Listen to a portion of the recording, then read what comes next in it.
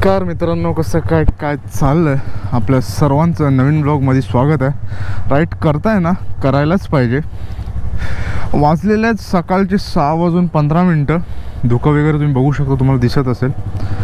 आज चाललो एक वन डे सोलो राईडसाठी चाललो आहे. वन डे किंवा 2 दिवस होऊ शकतात, माहीत नाही. अचानक प्लॅन झाला, कुठे चाललो आहे, काय जातो आहे, ते सर्व गोष्टी तुम्हाला सांगणारच आहे. टॉप बॉक्स घेतलं आहे, एकटा असल्या कारणामुळे काही जास्त सामान वगैरे नाही आहे. आणि रायडिंग गिअर्सच मी काही घालू नाही शकलो आहे, कारण की वन डे राईड आहे. काय गोष्टी आहेत मी तुम्हाला सांगतो, मी रायडिंग गिअर का नाही घातले. पण जे बेसिक सेफ्टी आहेत, शूज, ग्लव्स आणि कपडे, क्या बोला तूने? आपला म्हणजे जे ऑफकोर्स कपडे घेणार ते आहेतच. आता इथून बाहेर निघूया आपण. श्री स्वामी समर्थ. काल भेटू कृष्णा.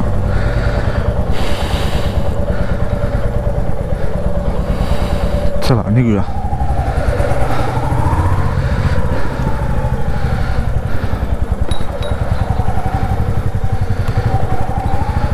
हो, सकाळ सकाळी मित्रांनो खरं सांगावं ना, खूप बरं वाटतं. एकदम धुकं आहे ना एकदम. हा सुंदर असं वातावरण वाटतं. थंडी वगैरे म्हटलं तर अजून थंडी वगैरे तर काय लागत नाही एवढी, बिकॉज आत्ताच जस्ट ऑक्टोबर चालू झालं आहे आणि एवढं थंडी वगैरे लागू पॉसिबलच नाही. आणि मुंबईत तर काय थंडी लागतच नाही. मी नवी मुंबईत राहतो, त्यामुळे इथे थोडी तरी थंडी असते. म्हणजे बोलतात ना थंडी, ती थंडी जाणवते इथे. बिकॉज आता तुम्ही म्हणजे बघू शकाल तर विंडशीटला साईडला फॉक्स जमा झाला आहे. ह्याचा अर्थ हेच आहे की काय बोलतात, एक थंडावा आहे हवेमध्ये.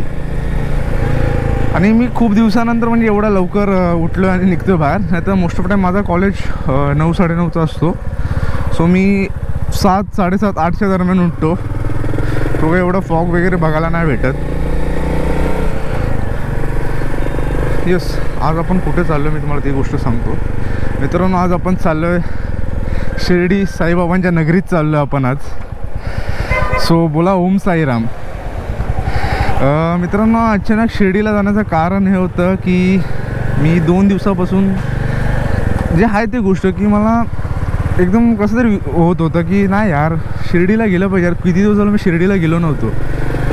आणि माझं कसं माहिती आहे, मी लहानपणीपासून मला घरातले शिर्डीला घेऊन गेलेत, खूप वेळा शिर्डीला घेऊन गेलेत. आणि लास्ट 4-5 वर्षापासून मला शिर्डीला काही कारणास्तव जाता नाही येत आहे. आणि आता आपण एवढे मोठे झालोत की आपण जाऊ शकतो. पण प्रॉब्लेम असा होता की घरी सांगितलं की घरातले, तुम्हाला माहिती आहे घरातले लगेच कोणत्याही गोष्टीला परमिशन नाही देत. पण मी थोडं घरातल्यांना सांगितलं ना, आईच्या कानावर गोष्ट घातली आहे फक्त. पण तुम्हाला माहिती आहे आपले वडील असतात ते किती स्ट्रिक्ट असतात आणि असायलाच पाहिजे. प्राऊड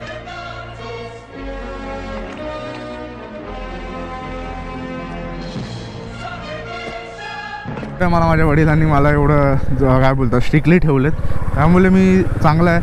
आता आजकालची पोरं मी बघतो ना, डेंजर. सो टॉपिकवर येऊया की शिर्डीला जातो आहे. शिर्डी इथून आपल्या इथून घरापासून आहे 251 किलोमीटर आहे. मी नवी मुंबई पनवेलला राहतो. तिथून शिर्डी 251 किलोमीटर आहे. अराऊंड मला 6 तास दाखवत आहेत. बेसिकली प्लॅन असा आहे की शिर्डीला आपण पोचू, त्यानंतर केवढा टाईम आपल्याकडे राहतो त्यानुसार हे केलेला रस्ता ह्या करणं बंद आहे. नो एंट्री कधीपासून वन वे गेलं आहे, टाटा पावर. सो जर लवकरात लवकर पॉसिबल झालं ना दर्शन घेऊन. आणि शिर्डी मला काय दुसरं नाही, मला फक्त बाबांचा आशीर्वाद घ्यायचा, मला बाबांना बघायचं. बाबांचा आशीर्वाद घेतला, बाबांना बघितलं डोळेवरून की तिथून निघालं आपण अन्नक्षेत्रामध्ये, तिथे जेवायचं पोट भरून आणि बॅक टू पवेलियन आपल्या घरी निघायचं. यार धुका बघा ना मित्रांनो, मजा ही असते यार. सकाळ सकाळी कुठे जायचं म्हटलं ना थंडीच्या महिन्यात, आणि तसं पण विंटर्स आर कमिंग यार. आणि थंडीच्या महिन्यात तर मजाच असते एक. आधी पण इथून बाहेर पडून घेऊ, माझ्या एरियाशी मी बाहेर पडून घेतो, हायवेला लागू आणि हायवेला लागून आपण भेटू. येस. सो मित्रांनो, शिर्डीला जाण्यासाठी मी इथून कलंबोली रोड निवडला आहे. कलंबोलीवरनं मी जाणार आहे.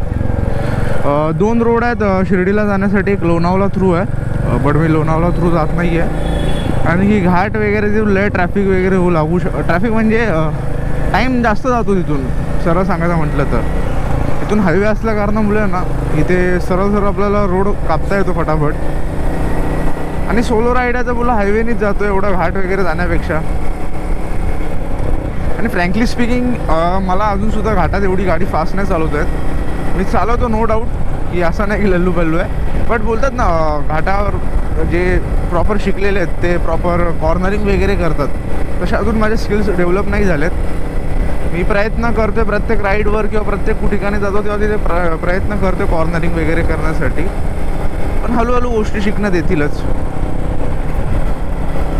इथून ह्या रोडने गेल्यानंतर कलंबोली हायवेच्या इथून गेल्यानंतर चेक करू हे ओपन आहे का विंड नॉईज. परत विंड वगैरे चालू असेल तर परत ब्लॉगला प्रॉब्लेम होईल. सो इथून मला 250 किलोमीटर्स आहेत कलंबोली हायवेच्या इथून जायचं म्हटलं शिर्डीला तर. आणि वाया लोणावळा जायचं म्हटलं तर 270, ऑलमोस्ट 15-16 किलोमीटरचा फरक पडतो आहे. सो बोलो इथूनच जाऊया. आणि आता रस्ते बऱ्यापैकी चांगले झालेत. आता पुढचं तर माहीत नाही मला. लेट्स चेक कशाचे रस्ते. तुम्हाला मी एकूण एक अपडेट देईलच नक्की काय गोष्टी आहेत ते.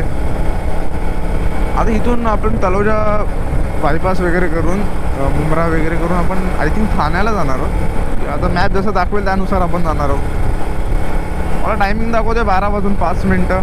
मी अप्रॉक्स 1 वाजेचा टाईम पकडून चाललो आहे. बिकॉज तुम्हाला माहिती आहे आपण कंटिन्यू जेवढी राईड कुठे करणार. ब्रेक वगैरे घेतला किंवा काही खायला वगैरे थांबलो तर ऑफकोर्स 1 तर वाजणारच आहे.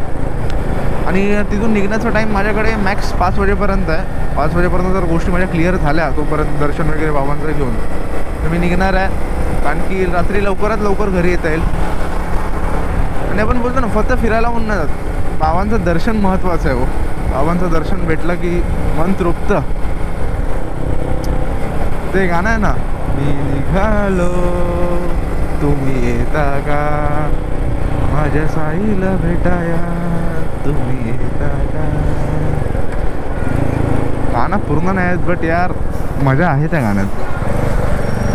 आणि ह्या रोडला तर एवढे ट्रक असतात ना भाई साहब, विचार नाही करू शकत. मी बोला हात कुणाला दाखवता, पाचच्या ट्रकला हात दाखवत होता थांबण्यासाठी.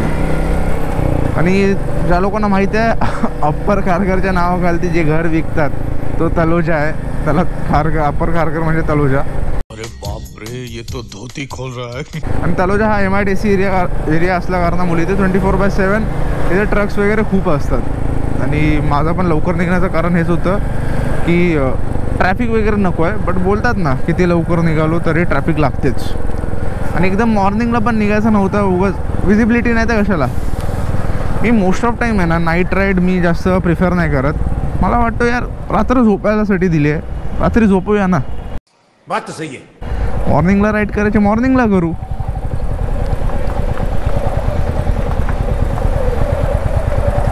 रस्त्याची अवस्था ना, पावसाला गेले तरी रस्त्याची अवस्था खराब, पावसाला असला तरी खराब. वर्षाचे 12 महिने रस्ते खराब असतात. साला एवढा टॅक्स घेतात, तो आपला टॅक्स जातो कुठे. हे काका बसलेत की मस्करी करतात. तलोजा MIDC मध्ये एवढा पोल्युशन आहे ना, असं वाटतं धुका आहे बट ते फक्त पोल्युशन आहे. आणि एवढा घाण वास येतो ना मेन म्हणजे इथे आल्यावर, बापरे विचार नाही करू शकत. आणि जो वास येतो ना नाकात, असं वाटतं की कोणता केमिकल आहे की पूर्ण नाक आपलं बोलतात ना स्किनसोबत जळून जाईल असं वाटतो. वायझर डाऊन आहे माझा तरी मला आतमध्ये एवढासा घुसमटल्यासारखं होत होतं. ॲक्च्युली त्या कारणास्तव इथे तलोजामध्ये अजून एवढी डेव्हलपमेंट नाहीत आणि लोक घरं नाही घेत आहेत. घेणारी घेतात आणि बिकॉज बजेटमध्ये खूप स्वस्तात घरात भेटतात इथे. 30-32 लाख रुपयात पण घर भेटतात इथे. घेणारे घेतात इन्व्हेस्टमेंटनुसार. बट राहण्यासाठी योग्य नाही वाटत तुम्हाला. इथे कनेक्टिव्हिटी नाही आहे, बाजूला चांगली लोकॅलिटी नाही आहे. हे बघा ना सर्वीकडे फक्त हे दुकानं आहेत आणि हे केमिकलच्या कंपनीज वगैरे आहेत. आणि 24/7 तुम्हाला फक्त ट्रकचा आवाज ना हा वास येणार राहणार. भाऊ सिग्नल तरी द्या. का हो गया. अरे देवा लागली की काय ट्रॅफिक.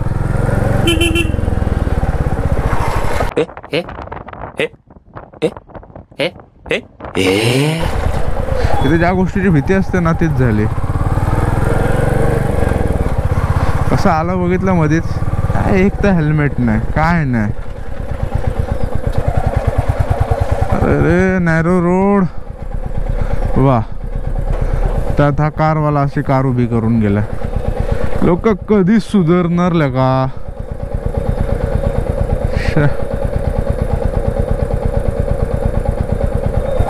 उताला गेलेला की का.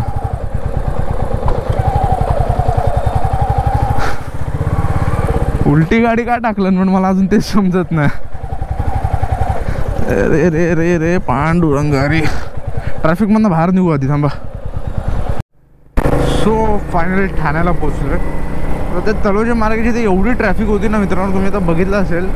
ट्रॅफिकमध्ये एवढा बोर होतो ना खरं होतं. आणि गरम तर एवढं होतं ना, सकाळी 7:30 वाजलेत तरी गरम होत होतं. इथून चाललो, इथून 10 मिनिट फास्टर रोड आहे, इथून जाऊया. जिथून लवकर पोचता येईल आपल्याला तिथून लवकर जाऊया. ठाणे एकनाथ शिंदे साहेबांच्या नगरीत आलेलो आहोत आपण. काम चांगलं केलं रस्त्यांचं. बाजूला पाम ट्री वगैरे लावलेत. एक तर पाम ट्रीला पाणी जास्त लागतो. गोष्टीचा विचार करून लावलेले नाहीत, लावायचं म्हणून लावलेले आहेत. आणि मी ऐकल्याप्रमाणे ठाण्यामध्ये खूप ट्रॅफिक असते.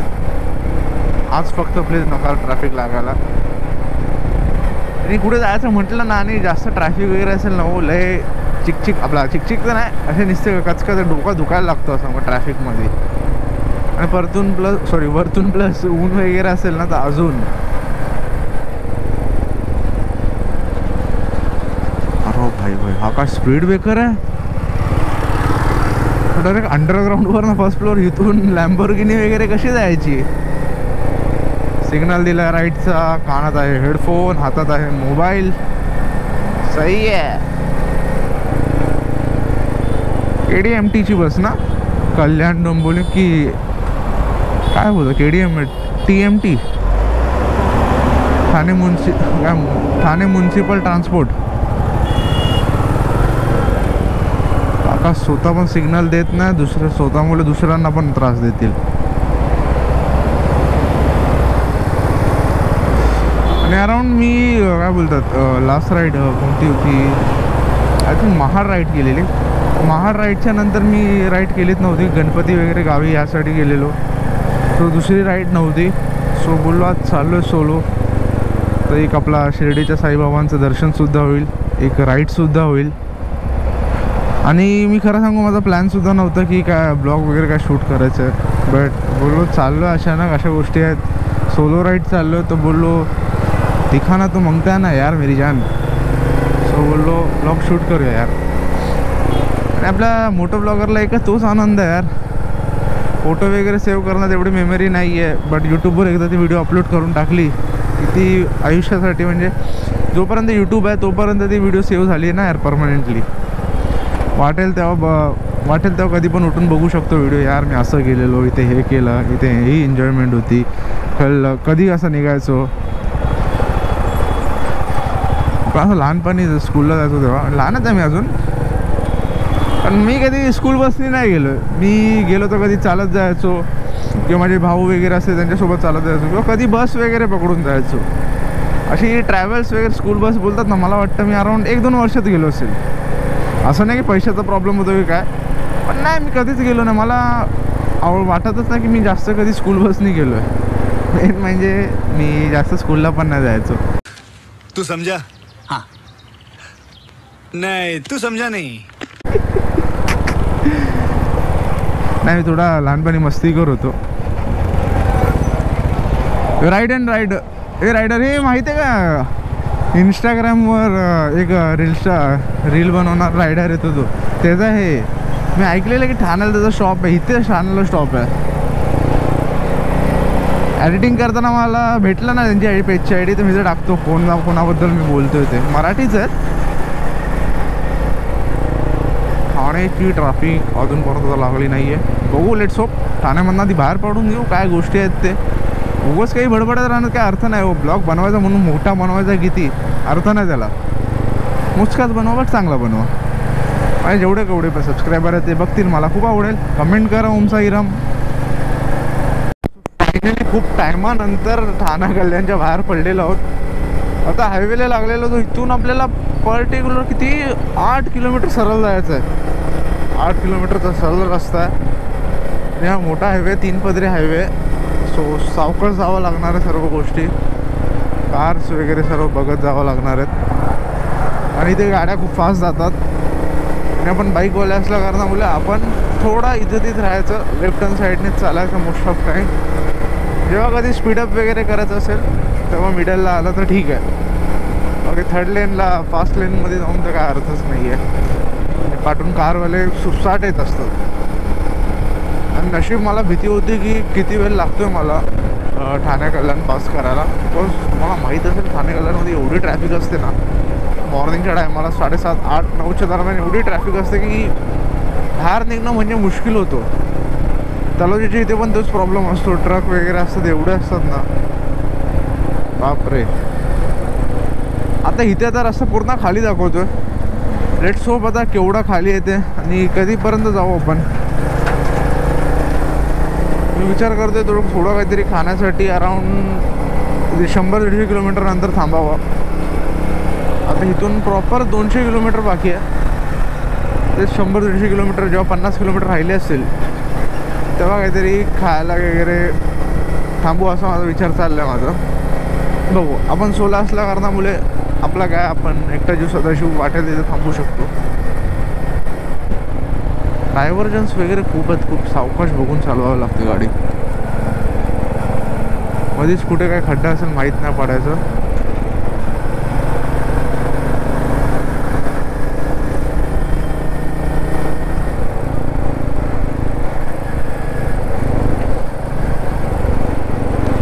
आणि काय काय रोडवर कसे फक्त कारच अलाउड असतात ना, त्यामुळे खूप गोष्टी बघून जाव्या लागतात. आणि नंतर परत एकदा गाडी चढली आणि जर प्रॉब्लेम झाला की मला लटकलो. आणि तुम्हाला माहीत आहे जिथे बाईक अलाउड नसतात त्या ब्रिजवर किंवा त्या हायवेवर गेल्याने 4-5 हजार रुपयाचा फाईन इझिली पडतो. आणि शिर्डीला म्हटलं तर शिर्डीला मी बाईकनी कधीच गेलो नाही आहे. हा माझा फर्स्ट टाईम आहे. साईबाबांचा बोलावणं आहे. बोलतात ना, जोपर्यंत बोलावणं नसेल ना नाही होत. मी गेल्या 2 वर्षापासून ट्राय करतो की मी शिर्डीला जातो आहे बाईक घेऊन. शिर्डीला बाईक घेऊन जाणार, शिर्डीला बाईक घेऊन जाणार. बट बोलतात ना काही ते मिळून येत नव्हतं ती गोष्ट. बाबांचं बोलावणं आलं आणि बोलतात ना जी गोष्ट व्हायची ती बाबा घडून घेतातच. आणि झालं 2 वर्षाचं स्वप्न माझं आज पूर्ण होतं. मी शिर्डीला बाईक घेऊन चाललो आहे. हे काका आहे.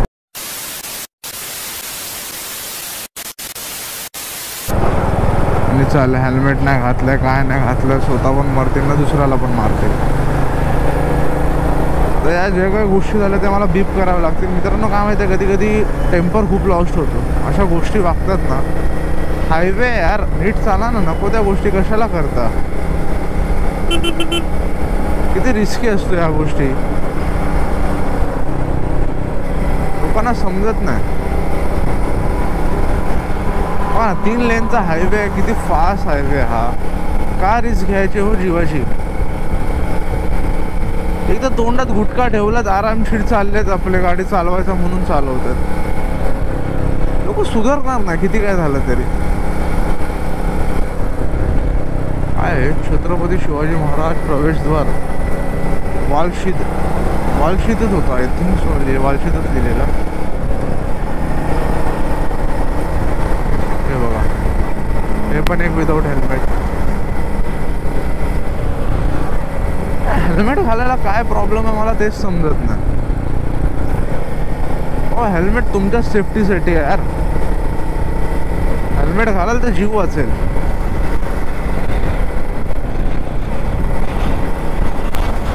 हे बघा दादा काय. अरे शेलचा पेट्रोल पंप, किती वर्षानंतर शेलचा पेट्रोल पंप दिसलाय मला. आजकाल मुंबईमध्ये शेलचा पेट्रोल पंप दिसतच नाही. मोजून 5-10 असेल मला असं वाटतं. इफ चुकीचं बोलत असेल तर सॉरी, बट असं वाटतं. आणि शेलमध्ये आय थिंक सुपर बाईकसाठी जो पॉवरचा पेट्रोल भेटतो 100% पेट्रोल असतो तो भेटतो ना शेलमध्ये. आणि तो शेलचा पेट्रोल जसं पण नॉर्मली सुद्धा महाग असतो खूप. 160 रुपये 170 रुपये लिटर असं आय थिंक काहीतरी मी ऐकलं आहे. मी कधी भरलं नाही, सो मला माहीत नाही की किती रुपये लिटर आहे ते.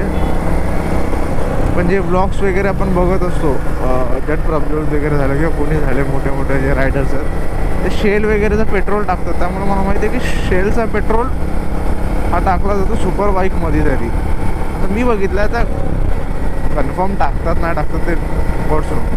आई रस्ता यार चुम्मेश्वरी आहे रस्ता, बघा ना यार काय भारी रस्ता वाटतं.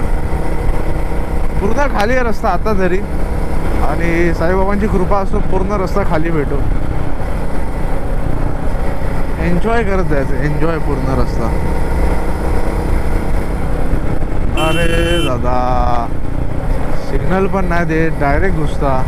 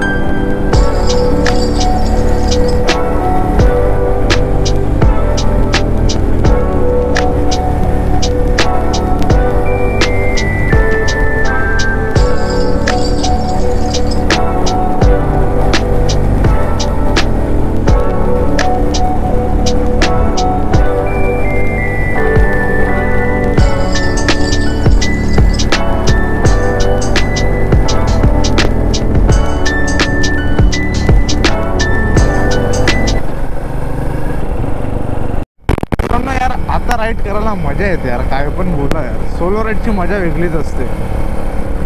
दोन्ही साईडला हिरवळ आहे, मध्ये मध्ये अशी थंड अशी वारा येते, मध्ये हलकाशी गरमी पण येते, पण मजा येते यार काय पण बोला. आणि रस्ता खाली आहे, पूर्णपणे रस्ता खाली आहे, आणि शिर्डीपर्यंत पण रस्ता खालीच दाखवतोय. साईबाबांची कृपा आहे आपल्यावर, सर्व गोष्टी नीट होणारच.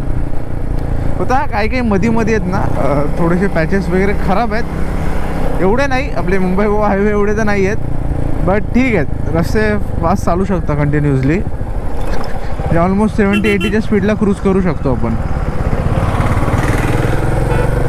मध्ये मध्ये कारण की असे कट काय बोलतात झेब्रा क्रॉसिंग किंवा कट ओव्हर्स आहेत ना, तिथे थोडीफार कधी कधी ट्रॅफिक लागते.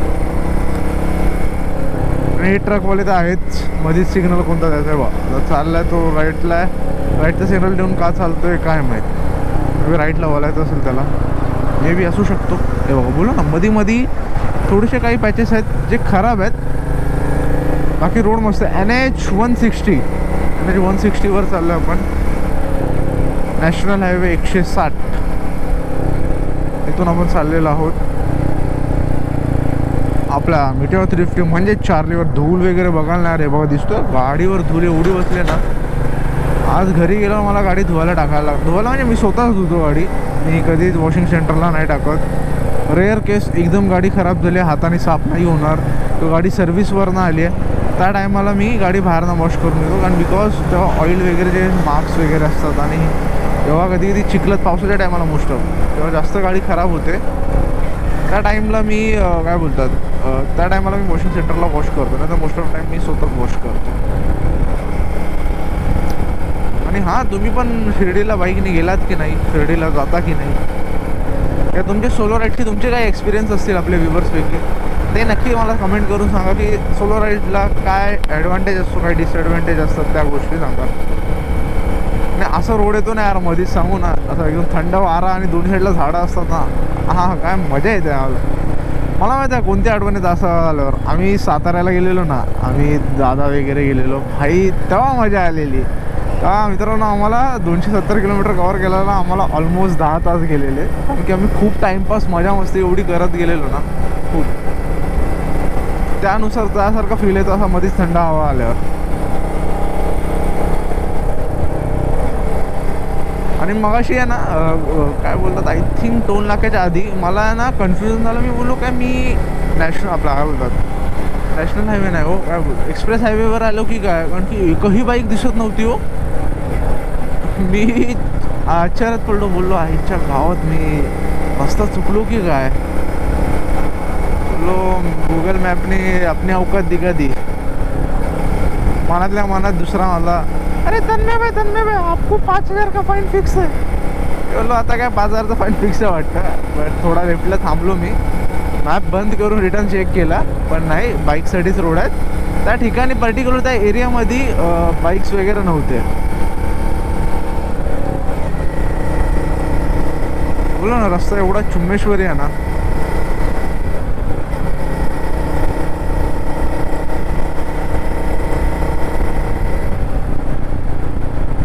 One more spotted, no helmet.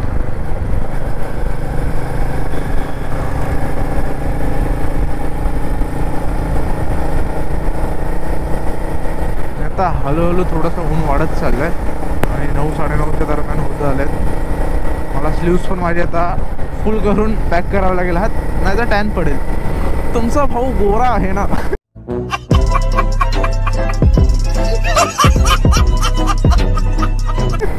Just kidding यार, मी पण नॉर्मलच कलर है. जस्ट जोक होते रहने चाहिए यार जिंदगी में, तब तो मजा आएगा.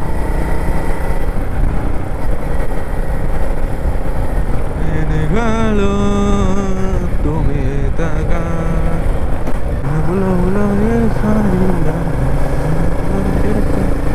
ये ना सजना मी निघालो तुम्ही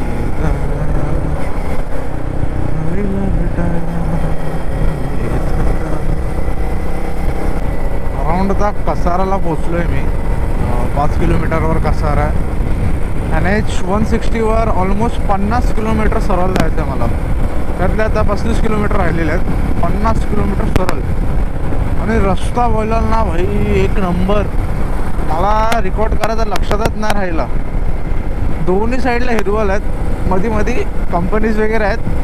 बट रस्ता एवढा स्मूथ आहे ना मित्रांनो. मी 5व्या गेअरवर ना गाडी खालतीच नाही घेतली. 12-15 किलोमीटर झालं. कंटिन्युअसली गाडी चालते. 70, 80, 90च्या स्पीडने क्रूज करते कंटिन्यूस.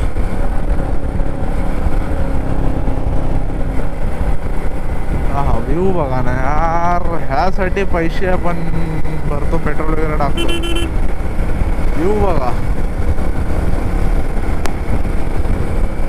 खतरनाक.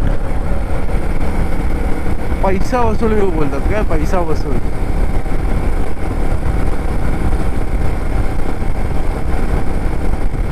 पैसा वसूल व्ह्यू मध्ये अजून एक पैसा वसूल नमुना. फोनवर बोलतोय, चप्पल पायात, स्कूटी, नो हेल्मेट. सही आहे. पेट्रोल पंपची कमी नाही हवा. 2 साईडला, त्या साईडला पण HP चा पेट्रोल पंप आहे, इथं पण HP चा पेट्रोल पंप आहे. पेट्रोलचं टेन्शन नाही. धाबे वगैरे कमी आहेत as compare to Mumbai Goa highway.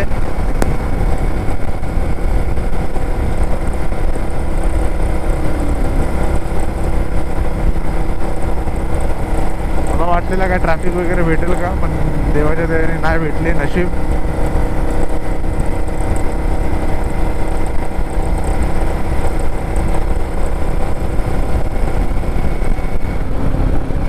आणि हा मित्रांनो, तुम्हाला व्हॉइस वगैरे आजकाल कसे येतात ब्लॉगमध्ये. ब्लॉग्स वगैरे टाईम टू टाईम येत आहेत. प्रत्येक वीकला माझा ब्लॉग फिक्स असतो.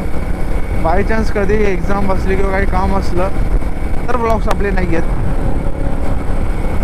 तुम्ही चांगलं प्रेम देता आपल्या रील्सवर वगैरे, ब्लॉगला पण तसंच प्रेम राहू दे. बघा ना, असं वाटतं की लॉकडाऊनमध्ये आलं आहे ह्या रोडवर. किती रोड खाली बघा ना.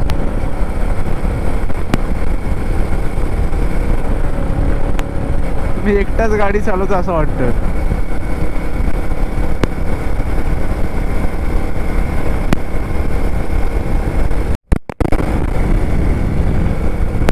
सुंदर सुंदर, अति सुंदर. अर्धे रील दाखवतात ना की असा एक रोड आहे, तुमच्याकडे फास्टेस्ट बाईक आहे, तुमच्यासोबत कोण मित्र पाहिजे पार्टी. काय टाईपचा फील आला हो एकदम. आज असं वाटतं रस्ता मी विकत घेतलाय. अंबानी मेरे, सॉरी. भारी फील है, भारी भारी भारी फील है एकदम. मजा ही आ गया.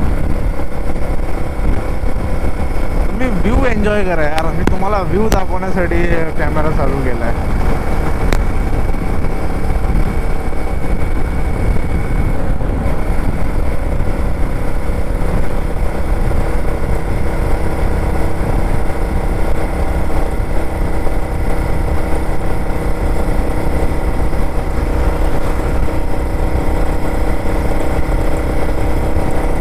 एवढ्या वेळानंतर मला एक हॉटेल दिसलंय.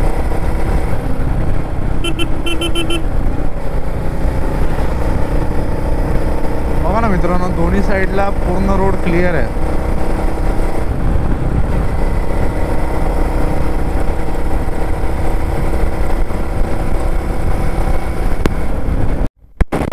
भाई भाई भाई काय व्ह्यू आहे भाई. नादच नाही यार. मित्रांनो मी एवढा खुश आहे ना, विचार करू नाही शकत तुम्ही. आज सोलो राईडला आलोय मी आणि एवढा खुश आहे ना. व्ह्यू बघा यार. अरे एकट्याने राईड करायची मजा वेगळीच असते, ही गोष्ट तर खरी आहेच. काय व्ह्यू येतोय. चुम्मेश्वरी चुम्मेश्वरी डोळ्याचा पार न फेडणारा असा व्ह्यू आहे. अरे यार खूप मस्त वाटतंय. I appreciate.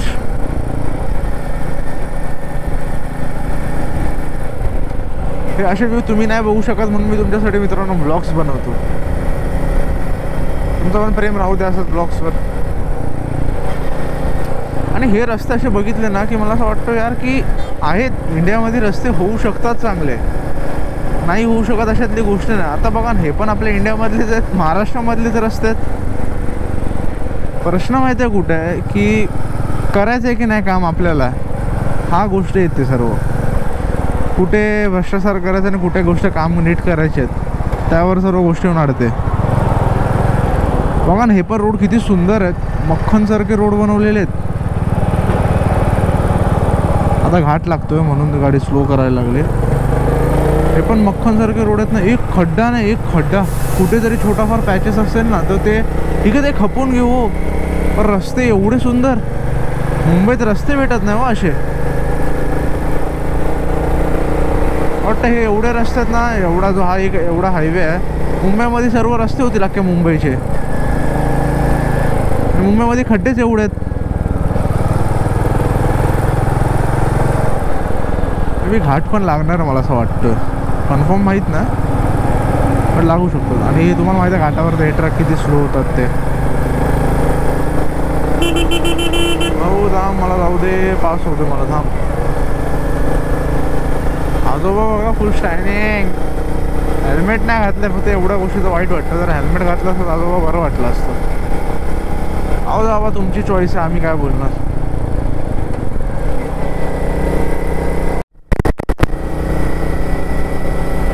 घाट पण आता खाली भेटलेला आहे. कसाराच्या पुढचा घाट आहे. आय थिंक इथून नाशिकला एंटर होतो मला असं वाटतं. पूर्णपणे मस्तपैकी खाली आहे एकदम. थोडा मागची पाठी ट्रॅफिक होती, आणखी ट्रक्स वगैरे बंद पडतात. शाझिक आहेत तुम्हाला माहीतच असेल की ट्रक्स वगैरे असतात, त्यांचे क्लच प्लेट वगैरे खराब होतात अशा ठिकाणी. उंच ठिकाणी चढवायच्या टाइम माहिती ना किती स्लो होतात. आणि काय वाटतं यार, व्ह्यू बघा ना. व्ह्यू खालचं दिसत असेल तर यार बघा ना, काय भारी वाटतं. ही गाडी भारी आहे एकदम, सामान विमान ठेवायला. टॉप बॉक्सची गरज नाही, पॅनियरची गरज नाही. पावसाळ्या टायमात तिथे बोरं वगैरेवाले खूप असतात. हे आता लेफ्ट साईडला वगैरे जागा खाली आहे ना, तिथे खूप असतात पावसात बोरं वगैरे विकायला लोक. आता कसं पावसाळा वगैरे गेला तर बिझनेस वगैरे काय शांत झालं आहे. आणि वर्किंग डे असल्यामुळे लोक पण जास्त काय इथे बिझनेस करायला येत नाही. आणि कोण थांबणार आहे. विकेंड्स वगैरे कसं असतं, विकेंड्सला गर्दी असते. गर्दी असल्यावर मग इथं ट्रॅफिक वाढतं आणि ट्रॅफिक वाढल्यावर रोजगार वाढतो इथे खाण्यापिण्यासाठी. पाऊस थांबला तरी दगडं बघा ना अजून ओले आहेत. काही ठिकाणी झरेसुद्धा अजून वाहत आहेत पाऊस थांबून सुद्धा. सूर्यमामा आपले आलेले आहेत वरपर्यंत. आता हलकी हलकी त्यांनी त्यांची ताकद दाखवायला सुरुवात केलेली आहे. सूर्यमामा जास्त ताकद दाखवून नका, त्याचा प्रॉब्लेम होईल आम्हाला. हो आम्हाला हो यार, अजून काही काही ठिकाणी अजून सुद्धा पाणी विचार करा हांड्याने असं चालत जाऊन आणायला लागतो. मला खूप असं वाईट वाटतं असं बघितलं ना की लोकांना पाणी पिण्यासाठी एवढं लांब लांब चालत जायला लागतो म्हटलं ना, तुला असं लय वाईट वाटतं यार बघितलं की. हो हो डॅम ब्रो, मोठं लोकेशन.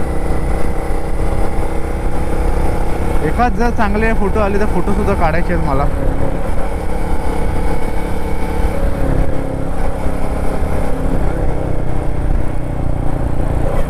आता फटाफट आपण हा रस्ता कव्हर करून घेऊ आणि भेटू मेन टप्प्याची इथे तुम्हाला.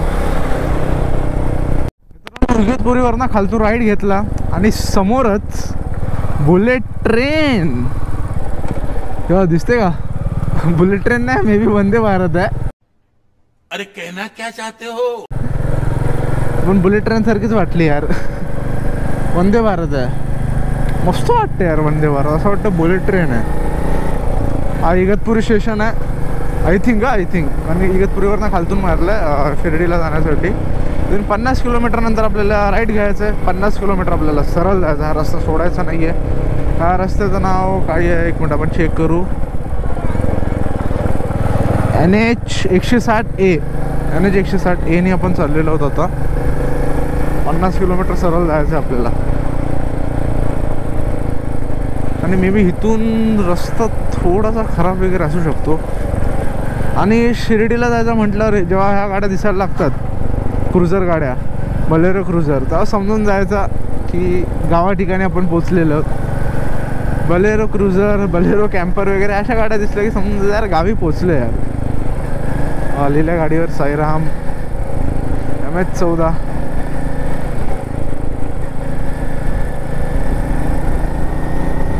शांती यार, गावच्या ठिकाणी शांती आहे, काय पण बोला. हो हो हे बघा, अरे ते बाबा बघा बोटीत बघा.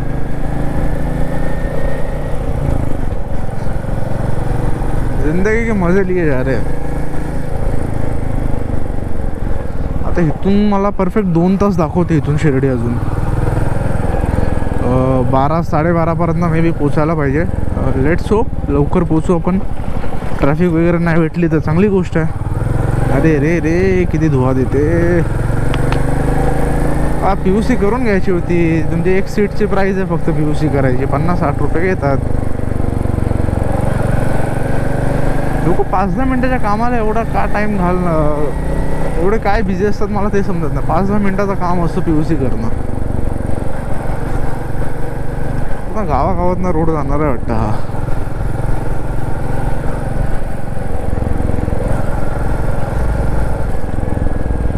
सिन्नरला पोचलेलो आहे आणि विंड मिल हे बघा बंद आहेत.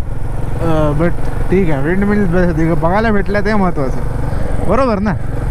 विंड मिल बघायला भेटलं ते महत्त्वाचं. हो काय माहित, खूप सारी इलेक्ट्रिसिटी झाली असेल म्हणून बंद केलं. सिन्नरला पोचलो मित्रांनो. इथून अराऊंड 70 किलोमीटर आहे आपला साईबाबा मंदिर. बोला ओम साईराम. परफेक्ट 1 तास 20 मिनटं दाखवतोय. आणि शिर्डीला आलो हे कसं समजायचं, ते हे वारकरी चाललेत बघा, समजणारच. वारकरी जे पदयात्री जे असं ते आपण शिर्डीच्या बरोबर रस्त्यावर चाललेलो आहोत.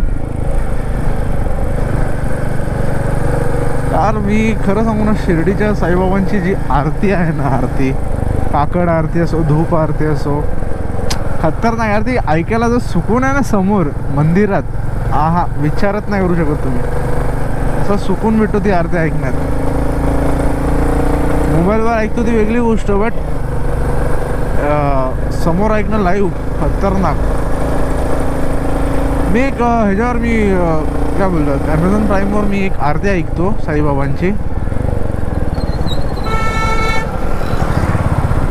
ते जर मी तुम्हाला जर मला भेटलं तर मी तुम्हाला त्याचा स्क्रीनशॉट टाकतो की तुम्ही ऐका एकदा ती आरती.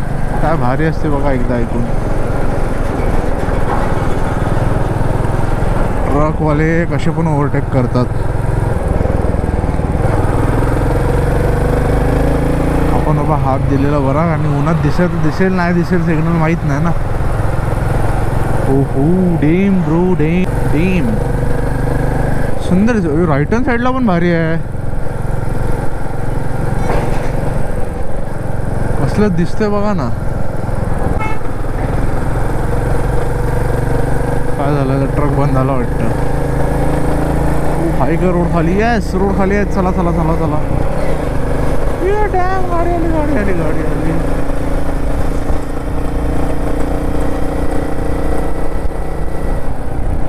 सिन्नरमधनं बाहेर पडून घेऊ आता आपण. डायरेक्ट लावूया आता आपण शिर्डीच्या रोडला. आहा. सो इथून सिन्नर संपलेला आहे. इथून आपण लागतो आता शिर्डीला जाण्यासाठी. इथून शिर्डी ऑलमोस्ट आता फक्त 60 किलोमीटर राहिले. अरे दादा काय करताय. सिग्नल तरी द्या की.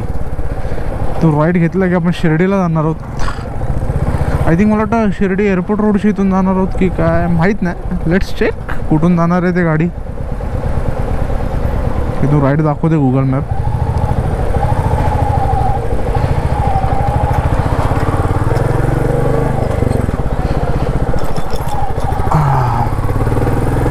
सो इथून आता 60 किलोमीटर राहिलेलं आहे. शिर्डी साईबाबा मंदिर, साईबाबा देवस्थान.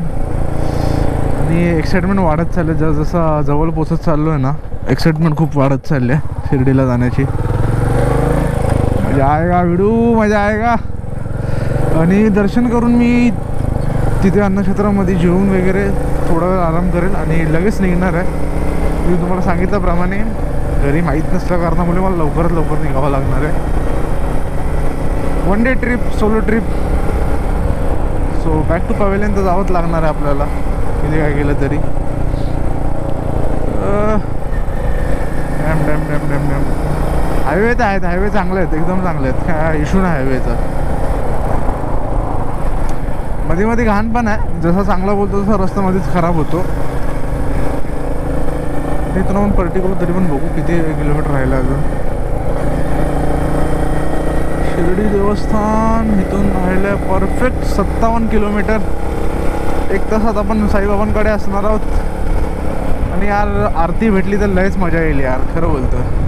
दुपारची आरती असते ना, ती भेटली तर हो मजाही आ जाएगा.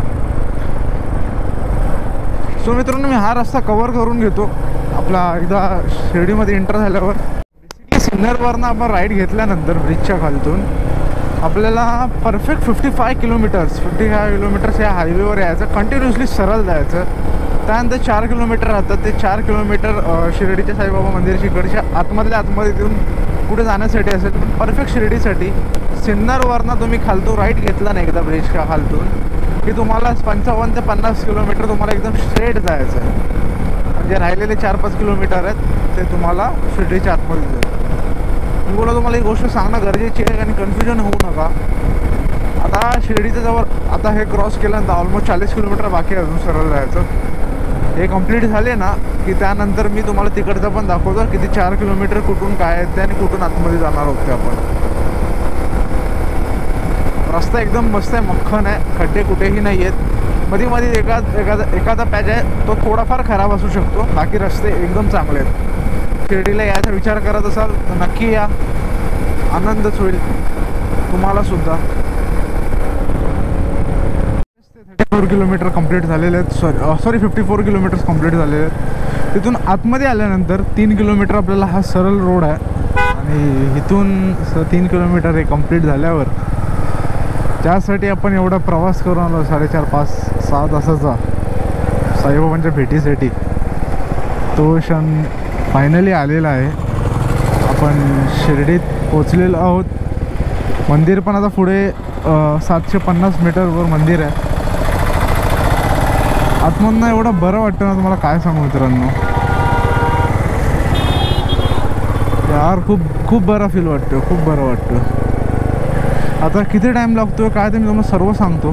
ती मला पार्किंग शोधायची आहे. ती पार्किंग मला भेटली ना की मग सर्व टेन्शन गेलं माझं. आणि बाईक पार्क करायचं म्हटलं ना खूप टेन्शन असतो अशा ठिकाणी आल्यावर. आणि आपल्या जागेपासून दुसरीकडे आल्यावर खूप इश्यू पण असतात बाईक वगैरे ठेवण्याचे. सो ते बघू आता कुठे चांगली पार्किंग आहे तिथे आधी गाडी ठेवून घेऊ आपण.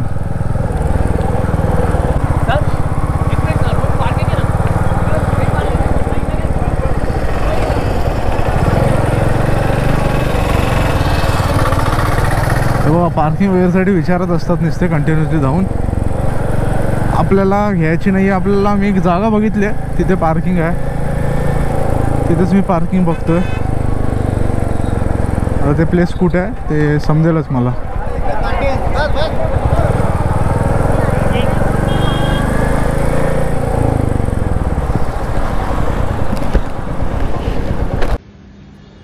येस. सो मित्रांनो, तो फायनली पार्किंगला गाडी लावले. ही अशा प्रकारे गाडी पार्किंगला लावली. बेसमेंटची पार्किंग आहे, तुम्हाला बघू शकता. बेसमेंटमध्ये पार्किंग 50 रुपये घेतात बाईकसाठी लावायला. सेफ जागा आहे. आणि बाहेर तुम्ही जर आलात ना तर बाहेर तुम्हाला खूप लोक थांबवायचा प्रयत्न करतील पार्किंगसाठी, पार्किंगला सर काहीतरी घ्या म्हणून. आणि पार्किंगच्या नावाखाली तुमच्याकडनं 500 ते 600 रुपये तुमचा बिल बसला जाईल. त्यामुळे सावध राहा. पार्किंगचं लावायचं असेल इथे पार्किंगला. मी तुम्हाला बाहेर गेला नाव दाखवतो, पार्किंग सेंटरचं नाव काय आहे ते. स्वतः आपण भेटू. दर्शनाला निघतो मी आता. सो बघा, टेम्पल व्ह्यू म्हणून असं पार्किंग आहे. तुम्ही पार्किंगला आलात ना, बेसमेंटला अशी पार्किंग आहे. आणि समोरच्या टायमाला तुम्हाला बघा साईबाबांची मोठी मूर्ती दिसत असेल, त्यातनं पाणी येतं. तिथे पार्किंग आहे. इथून पार्किंगला तुम्ही येऊ शकता.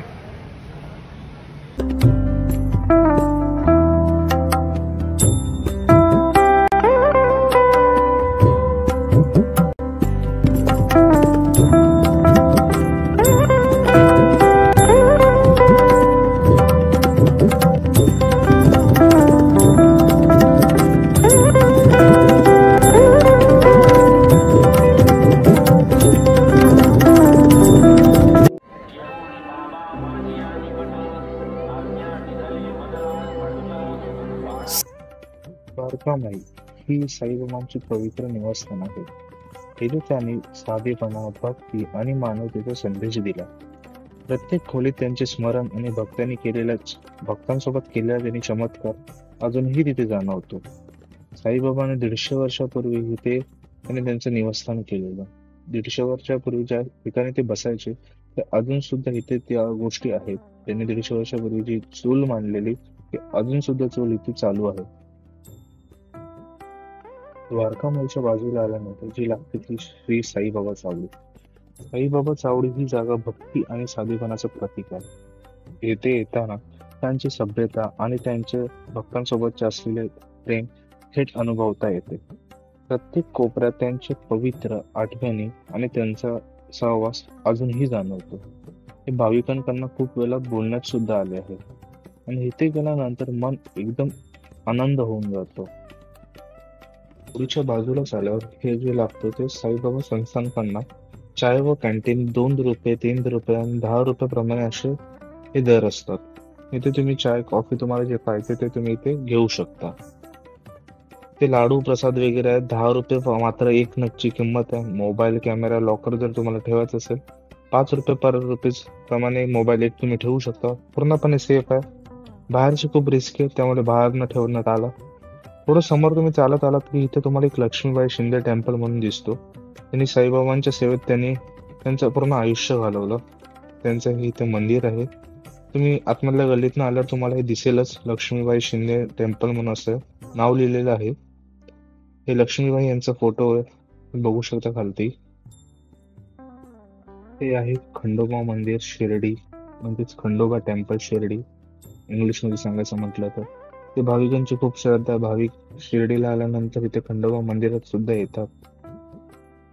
खूप असं जुनं मंदिर आहे, खूप सुंदर मंदिर आहे. तुम्ही बघू शकता श्रद्धा सबुरी लिहिलेल्या मध्ये जय मल्हार लिहिलेलं आहे.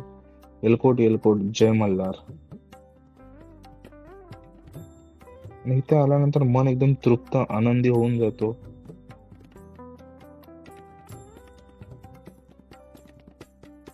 शेवटचा टप्पा म्हणजे श्री साई शिर्डी साई प्रसादालय, म्हणजे अन्नछत्र, जिथे आपण अन्न भेटतो आपल्याला खाण्यासाठी, ते प्रसाद बोलतो आपण त्यासाठी.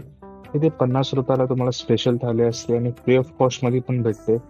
फ्री ऑफ कॉस्ट मध्ये बघा तुम्हाला असं बसवलं जातं. आणि स्पेशल थालीमध्ये तुम्हाला एक पर्टिक्युलर तुम्हाला 4-5 लोकांसाठी टेबल असतो. माझा ऐकाल तर फ्री मध्ये का, जर तुम्हाला गर्दी नसेल आवडत तर तुम्ही स्पेशल मध्ये पण घेऊ शकता. अन्न बोलाल तर टॉप नॉच, आणि ह्याला आपण कंपेअर कोणत्याही जेवणाची कंपेअर नाही करू शकत, एवढं सुंदर आहे. सो मित्रांनो, फायनली दर्शन वगैरे घेऊन झालं आपलं सोलो राईडचं. इथेच आजची रजा घेतो मी तुमच्यासाठी. हे बघा समोर तुम्ही बघू शकता श्री साईबाबा समाधी मंदिर परिसर. इथून निघते वाजलेले आहेत 3 वाजलेले आहेत. मला घरी जायला 9 साडेनऊ वाजतील. आज राईड करून खूप बरं वाटलं. तुम्हाला कसा वाटला माझ्यासोबत प्रवास करून सोलो राईडला? मला नक्की कमेंट करून सांगा प्रवास कसा वाटला. लाईक करा, शेअर करा आणि सबस्क्राईब करा. आणि कमेंटमध्ये ओम साईराम लिहायला नक्की विसरू नका. whatever, please sir, I want to reach 1 million